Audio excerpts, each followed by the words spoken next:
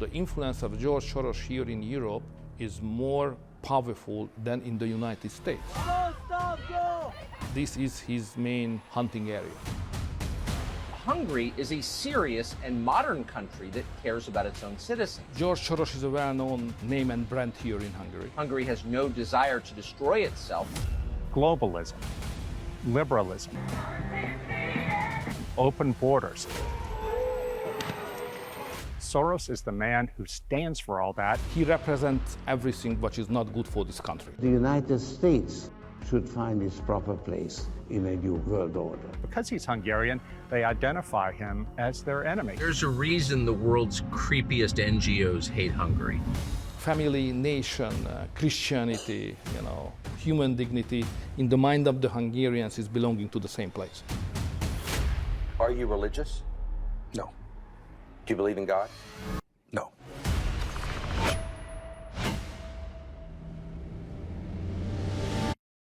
George Soros is a billionaire currency trader who has spent decades waging a kind of war, political, social, and demographic war, on the West. Through Soros's network of non-governmental organizations, he spent billions trying to eliminate national borders, to oust democratically elected leaders, and install ideologically aligned puppets into positions of power. Soros's efforts have been remarkably effective. In the United States, he has installed radical prosecutors who refuse to enforce the law. In Europe, he's tried to topple democratically elected governments in Georgia, Romania, and Ukraine. He spent vast sums of money encouraging Europe and the United States to accept millions of foreign migrants. Despite Soros's best efforts, one unlikely country is fighting back. That country is Hungary, the very place George Soros was born. Here's how they're doing it. Just landed in Budapest, capital of Hungary, on the Danube in Central Europe. It's about the size of Indiana, about the population of Michigan. Like the Midwest, it's pretty flat here. This is an outpost of Western civilization in the middle of Europe. The first thing you notice when you get to Budapest, the capital of Hungary, is that it's different from what you're used to. The airport is covered in ads paid for by the government encouraging people to have big families. The architecture is old and well preserved. It's beautiful. There's graffiti on the streets, but it's mostly conservative. Hungarians and the people who run their country feel tremendous pride. They have a strong sense of identity, and that's hard-earned. Like a lot of buildings in the central square in Budapest, on the Pest side of the Danube, there are bullet holes, and they are a reminder of how many times this country has been dominated by foreign powers. Unlike the US, which is separated from the rest of the world by two big oceans, Hungary has no natural geographic barriers. It's on a plain, a flat basin, anyone with an army can roll through, and over the past 800 years, many armies have. There are only about 9 million of these people, Hungarians, in the world, and they have a long experience of being occupied. The Ottoman Turks, Muslims, occupied them several hundred years ago. They were under the fingers of the Habsburg Empire. After World War I, the Trianon Treaty was imposed on them by the victorious Allies, which severed 2/3 of Greater Hungary away from the ethnic Hungarian part. And then, after World War II, they were occupied by the Soviets and ruled by the communists for another 40 years. So these are people who know what it's like to have their country under foreign domination. Foreign threats today are different. They're not necessarily foreign armies, they're NGOs, in many cases led by George Soros. Viktor Orban and the Fidesz party have correctly identified him and what he stands for as a threat to Hungary's national sovereignty. He is a serious actor of the Hungarian politics. Hungarian Prime Minister Viktor Orban met with us in his library for an interview. He has a network, more than 60 organizations here in Hungary, supported by him regularly, all against the government. More than 60? More than 60, all against the government. But he doesn't live here. Sometimes he is, sometimes not. Orban has been in politics for 30 years, but he seems surprisingly normal. He often drives himself to work. He has dinner in Budapest without security. Every Thursday, he spends the day reading. Viktor Orban is a very serious politician and an intellectual. He's the sort of man, the sort of political leader who has taken these populist nationalist instincts and turned them into effective policy. Orban rose to global prominence in the late 1980s as a student anti-communist political reformer. At the time, Orban was a Soros protege. He attended Oxford University on a Soros Foundation scholarship. But as his political career progressed, so did his views. Orban became a Hungarian nationalist. He and George Soros became bitter enemies.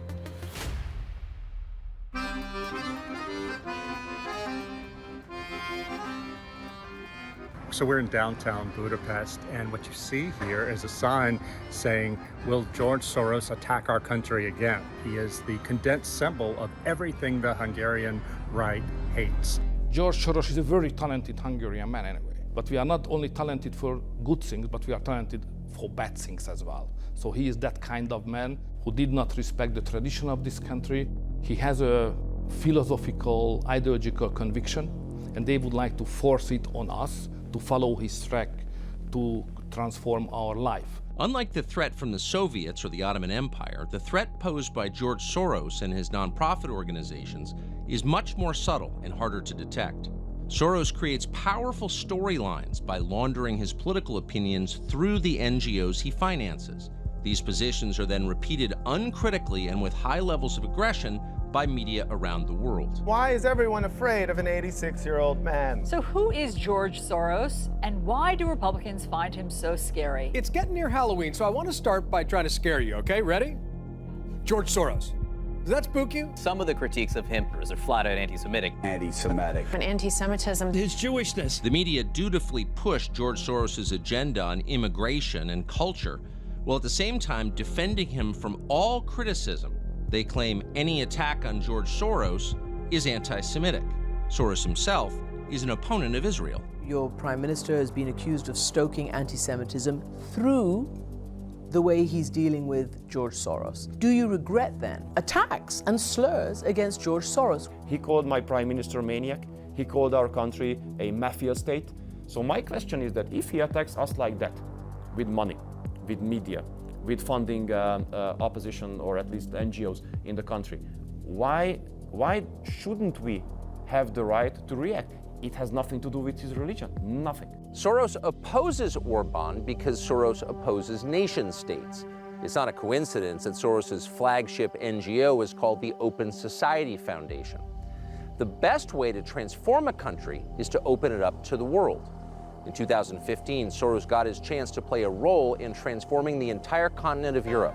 The refugee debate is very hot right now. The refugee crisis putting Europe on edge. Leaked documents show that in 2015, Soros spent huge amounts of money on pro-refugee propaganda, which then appeared in global media outlets.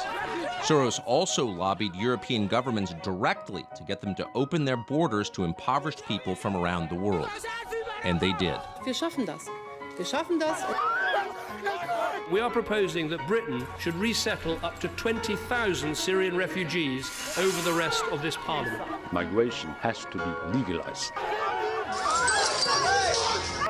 Britain is a country of extraordinary compassion. I want to once again commend Angela for courageous leadership. Ich sage ganz einfach, Deutschland ist ein starkes Land. Of up to 1,000 men, groping, often robbing women. Always standing up for our values.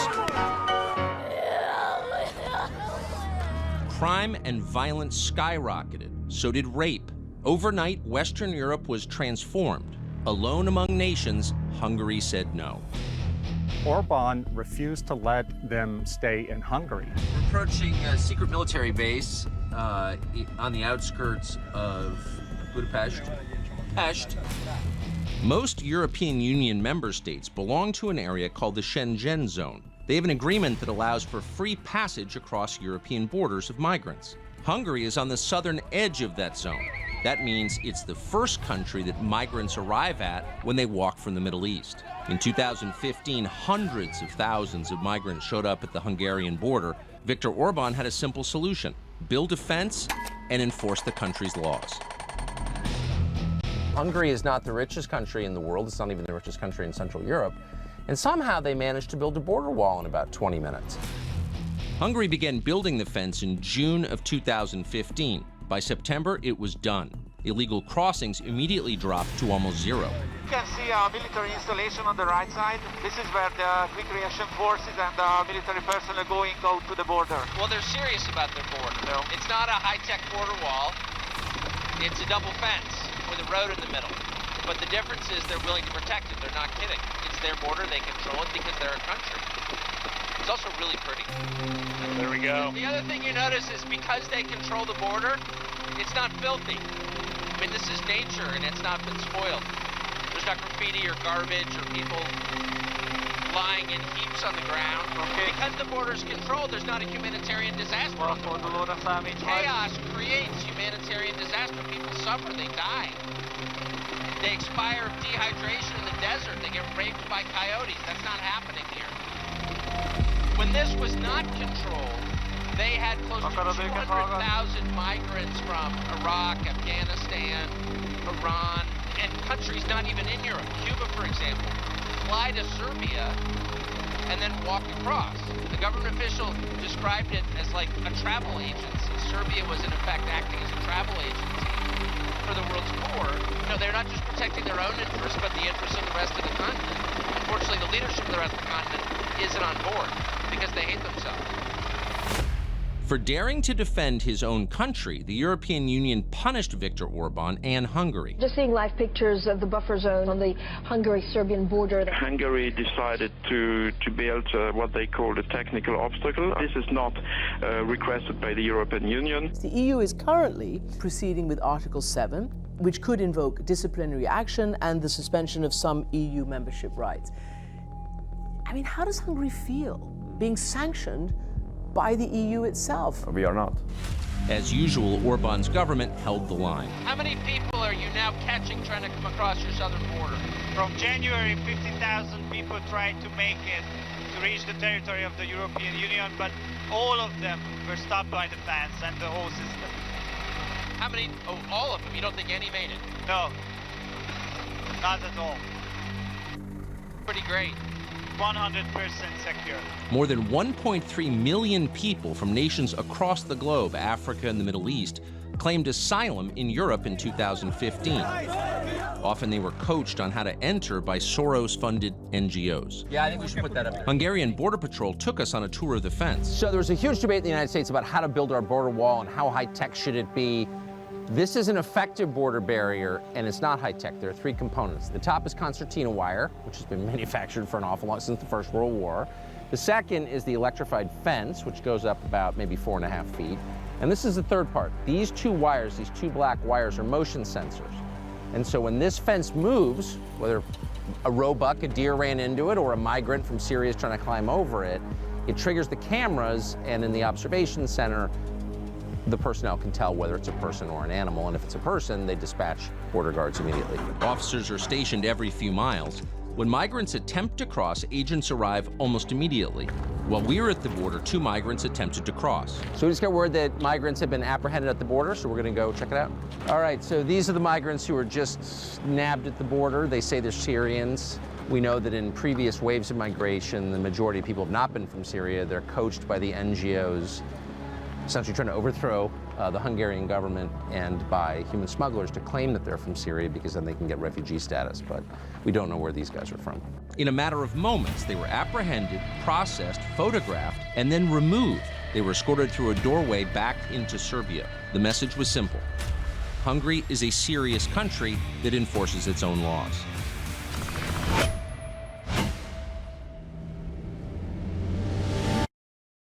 So we have difficulties and serious challenges.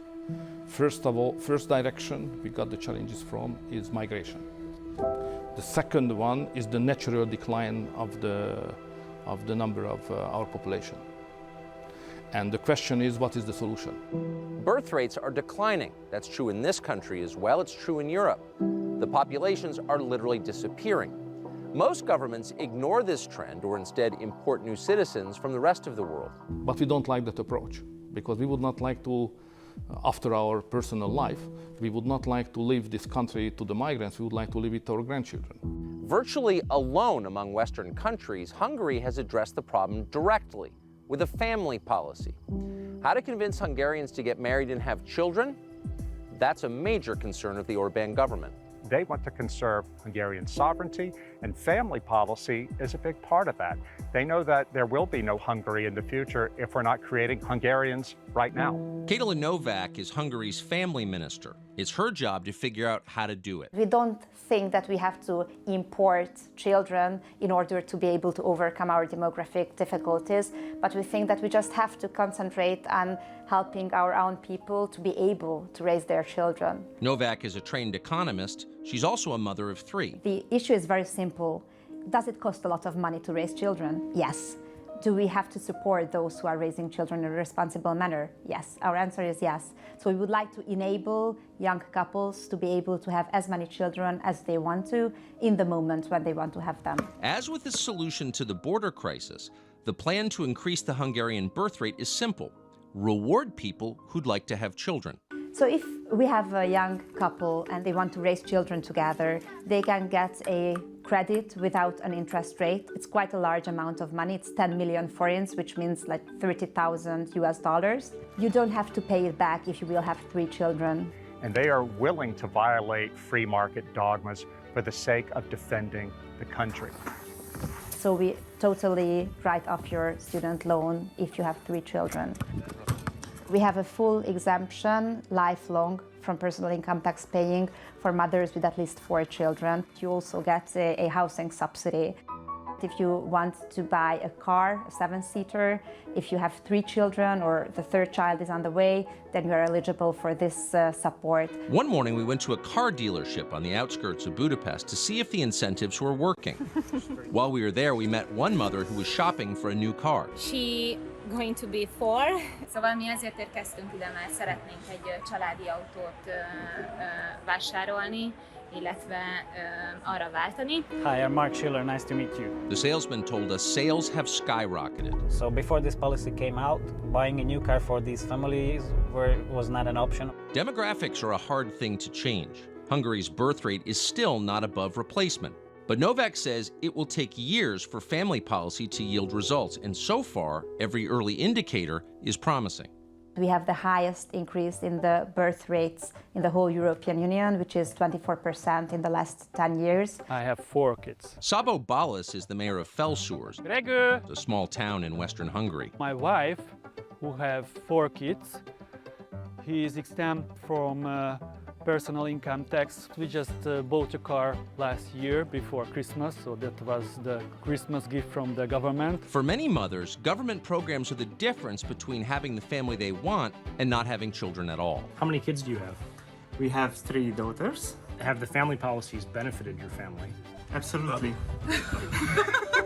When I was a kid, Hungarian families used to have 2 children. In my childhood in the 80s and 90s, I did not know any families with 3 or 4 kids. But when the second child was born, we felt that our family was still not complete. A large family is considered to be one that has at least 3 children. And then we decided, why not? That's it. Are you happy you had so many? I'm happy I'm through with it. Because the children is the future. We heard that sentiment echoed throughout the neighborhood. How many children do you have? We have 5 children. To Hungary it is important because the future of a society is based on the children, on their development. The children are the future. And to us, this is a blessing. Welfare policies in the United States reward single parenthood, not in Hungary. Novak has shaped Hungary's family policy to encourage marriage. In the developed countries, the marriage rates are in general decreasing, not in Hungary. In Hungary, the marriage rate right now is twice as high as it used to be 10 years ago. So that means that it is the highest increase in the European Union as well. Instead of paying people not to work, in Hungary, the program is contingent on working.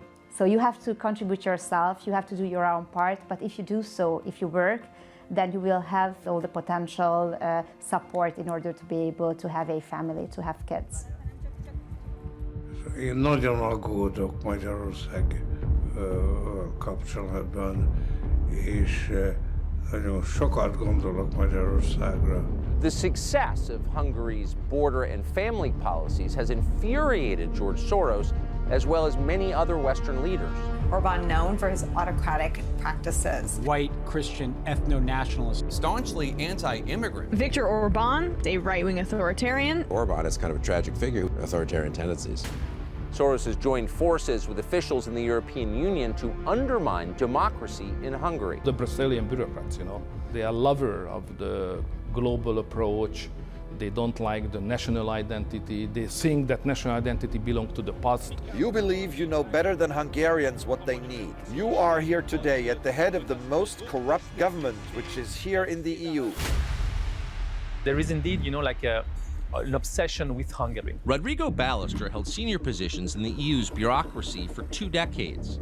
Recently, he moved to Hungary. I spent the last 17 years of my life in Brussels, mostly as a European Union civil servant. Leaked documents show that George Soros' Open Society Foundation maintains a list of hundreds of, quote, reliable allies in the EU Parliament. That list includes committee heads, vice presidents, even a former president of the European Parliament. There's absolute lack of political diversity among the civil servants of the European Union. Not surprisingly, the EU has waged war on Viktor Orban for his nationalist positions. Hungary is systematically portrayed as, the black sheep of the European Union. When I decided to move here, I think half of my colleagues looked at me as if I was moving, to North Korea or a place like that. Reporters Without Borders, a shill organization partly funded by George Soros, provoked an EU attack on Orban by accusing him of silencing opposition media. Once in a party, I met a colleague of mine who told me openly that in Hungary, the Orban was jailing journalists, something that never ever happened. Attempts to curb the free media. He's gone to war with the media. It's fake. It's a lie. I went to the place where the papers are distributed, and I asked the shopkeepers to give all the papers which are criticizing me. It was like that, far more against us than for us.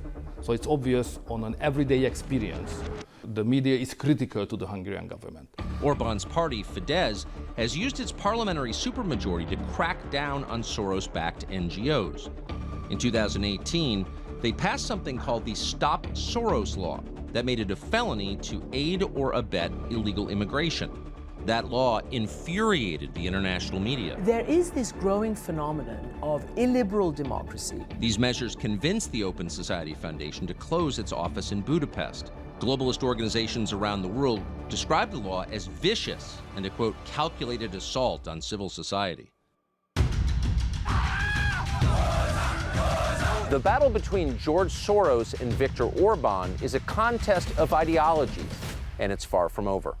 The Western liberals cannot accept that inside the Western civilization there is a conservative national alternative which is more successful at the everyday life, at the level of than the liberal ones. That's the reason why they criticize us. So your success is a challenge to their worldview. In the spring of 2022, Hungary will hold parliamentary elections. Despite what you hear in American news outlets, Orban is not an autocrat. In fact, he stands a decent chance of losing. So what we have done here in this country with the family policy, the national pride and all that kind of things, it must be enough to convince the people that there is a reasonable decision to support us and not to give the country to George Soros. The Hungarian elections will be the defining battle in the war between George Soros and Viktor Orban, in the battle between globalism and nationalism. Are you worried that there will be international interference in your election in Hungary? That will happen. I'm not worried of that. We are prepared for that. Obviously, the international left will do everything what they can do, probably even more, to change the government here in Hungary. At the beginning of this episode, we posed a simple question. Just how do you defeat George Soros? The answer turns out to be simple.